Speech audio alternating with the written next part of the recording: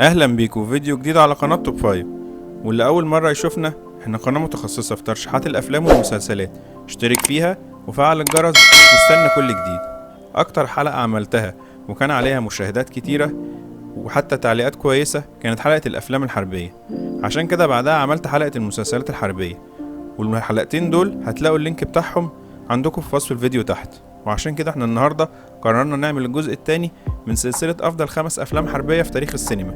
المرة دي جبنا افلام مختلفة عن الحلقة اللي فاتت، وفي منهم افلام مش مشهورة، بس كل قايمة فعلا افلام حلوة جدا، ويا رب تعجبكم. وهستنى لو لكم اي ترشيحات تانية للجزء الثالث، هستنى ترشيحاتكم في الكومنتات. ويلا بينا نبدأ.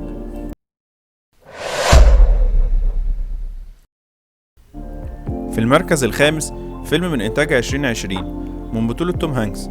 بتدور أحداث الفيلم في سنة 1944، وبيحكي عن القائد البحري إرنست كراوز اللي لسه بترقي لرتبة قائد جديد. وقبل ما يحتفل بالترقية بتجيله مهمة انتحارية لما تعين قائد لأسطول هجين، مهمته يوصل بضايع لقوات الحلفاء أثناء الحرب العالمية التانية. والأسطول الهجين ده أسطول مكون من سفن حربية وسفن نقل بضاعة. بيحكي الفيلم عن إرنست اللي كان بيقود سفينة جراي هاوند وباقي السفن الحربية عشان يحموا سفن البضايع اللي هتستلمها في الناحية التانية من المحيط القوات البريطانية.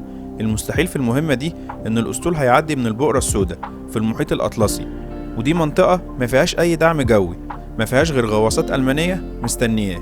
يا ترى هيعمل إيه؟ ده اللي هتشوف في أحداث الفيلم. What you did yesterday got us to today. It's not enough. Fire is there!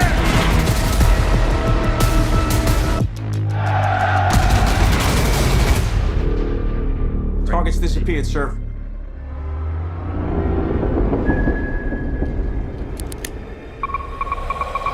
Here they come.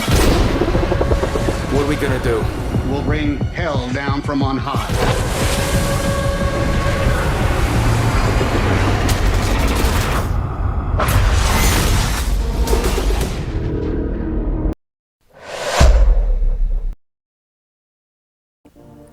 في المركز الرابع فيلم هولندي من إنتاج شركة نتفليكس لسنة 2020. بتدور أحداث الفيلم في نوفمبر 1944 في جزيرة والشرين، اللي كانت جزيرة مهمة جدا بالنسبة للدفاع الألماني بعد ما سيطرت قوى الحلفاء على ميناء أنتو يوروب. بس ما لحقوش يفرحوا لأن الألمان بيتابعوا السيطرة على جزيرة شيلدت، وده بيخلي الإمدادات ما توصلش أنتو يوروب. الفيلم بيحكي 3 قصص متوازية. القصة الأولى لويليام سنكلير الطيار المتغطرس في سلاح الجو الملكي، والقصة التانية للجندي الهولندي ديريك اللي واقف في وش الألمان، والقصة التالتة لمارينوس الجندي الهولندي اللي في صفوف الألمان. 3 قصص مختلفين بس نهايتهم واحدة، إن هما ال3 بيحاربوا من أجل البقاء. They'll be searching for us. I can't stay in one place for too long. Ze gaan hem doodgieten. Je moet iets doen. De enige kans is met oogwater. Door het slik. Naar de overkant. I'm not gonna die. Not today. Success of this operation lies in your hand, and with it the fate of Europe.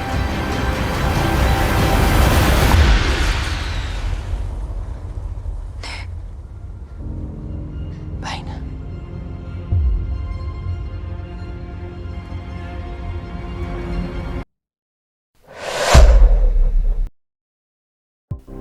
في المركز الثالث فيلم حلو قوي من إنتاج 2011 من بطولة كريستيان بيل ومجموعة صينية. الفيلم اللي متاخد من رواية باسم الزهرات ال13، وبتدور أحداث الفيلم في أثناء الحرب الصينية اليابانية لما اجتاح اليابانيين مدينة نيانجيانج سنة 1937، وكانوا بيقتلوا الصينيين بمنتهى الشراسة. ما بيفرقش معاهم بقى طفل عجوز ست، أي حاجة عندهم بيشوفوها بيقتلوها. وفي أثناء المذبحة دي هربت مجموعة من طالبات المدرسة المسيحية وراحوا استخبوا في الكنيسة. في نفس الوقت اللي وصل الكنيسة مجموعة من فتيات ليل راحوا برضو يستخبوا في الكنيسة. وفي نفس الوقت ده وصل الحانوتي المرتزق كريستيان بيل عشان يستخبى في الكنيسة. وجود الطالبات في الكنيسة أو الفتيات أو الحانوتي أمر مش عادي لما يعرف بيه القوات اليابانية. يا ترى بقى إيه اللي هيحصل؟ ده اللي هتعرفه في أحداث الفيلم الروعة ده.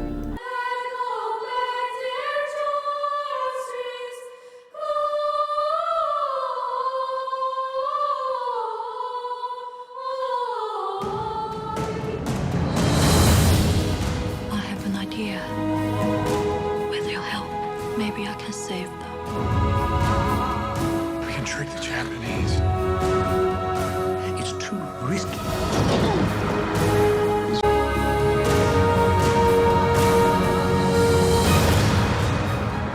We've done.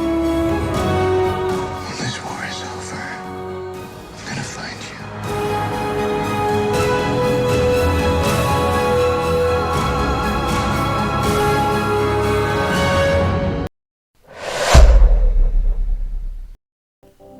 في المركز الثاني فيلم من إنتاج 2014 بتدور أحداثه في الشهر الأخير في المسرح الأوروبي للحرب العالمية الثانية في إبريل 1945 لما بيقوم الحلفاء بآخر هجوم ليهم داخل ألمانيا.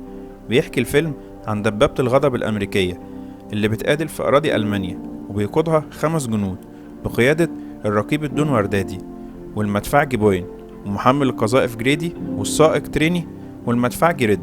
وينضم اليوم بعد كده الجندي نورمان اللي ما بيفهمش اي حاجه في الحرب. المجموعه اللي بتحارب مع بعض من حمله شمال افريقيا قدامها دلوقتي مهمه انتحاريه بالدبابه الوحيده اللي باقيه من طراز شيرمان E8 جوه الاراضي الالمانيه. يا ترى هتنجح في المهمه ده اللي هتشوف في احداث الفيلم.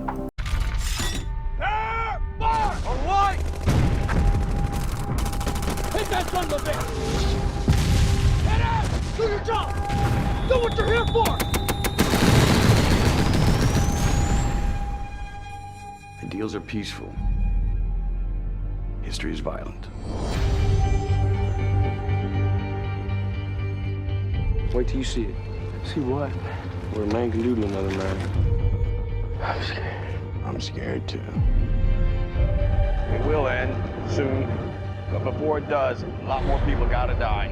Well, you know we do get $1.35 a day, right? Best job I ever had. Best job I ever had. Best job I ever had. They're coming. How many? 300 of them. There's 5 against 300. We never run before. Why are we gonna run now? We're still in this fight. Still in this fight. Now.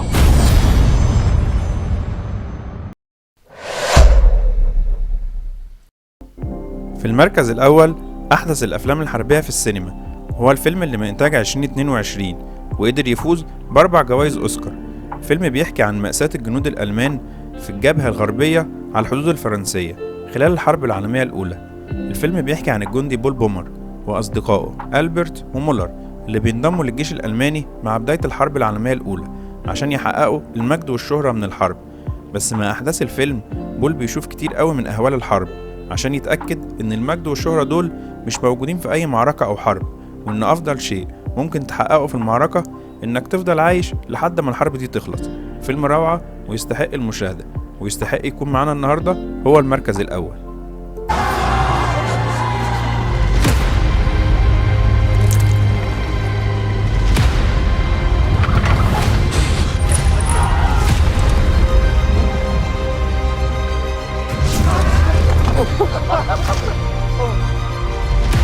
Deutsche Sozialdemokraten, unser geliebtes Volk wehrlos machen.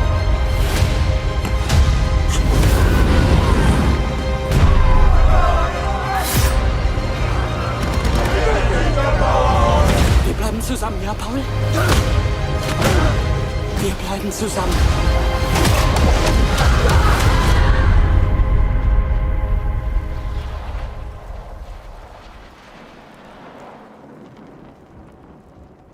Ich habe Angst vor dem, was kommt.